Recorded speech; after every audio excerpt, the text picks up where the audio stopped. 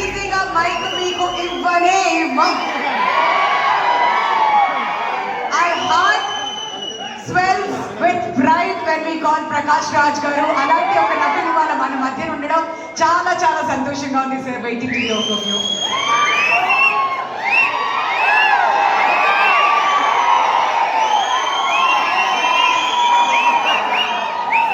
అందరికీ నమస్కారం.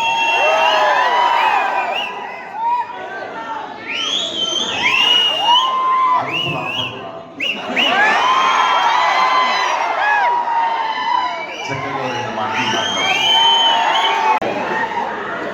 35 సంవత్సరాల నుంచి ఇండస్ట్రీలో ఉన్నాను. ఇలాంటి నటులు, ఇలాంటి వెరైటీ ఆఫ్ యాక్టర్స్ మీద పెట్టిన నమ్మకం వల్ల పెద్దడు. కానీ ఆ నమ్మకాన్ని నిలబెట్టుకోవాలి కదా. నువ్వు ఎన్ని సంవత్సరాలు నిలబెట్టుకుంటావో అన్ని సంవత్సరాలు ఉంటావు. అన్నయ్య చిరంజీవి గారిని చూడండి,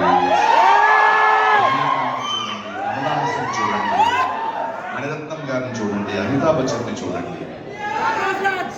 ఆ దశలో చూస్తున్నప్పుడు ధనుష్ గురించి ఇప్పుడు వస్తున్నాను. ఆయన నటన గురించి నేను ఎక్కువగా చెప్పాల్సిన అవసరం లేదు.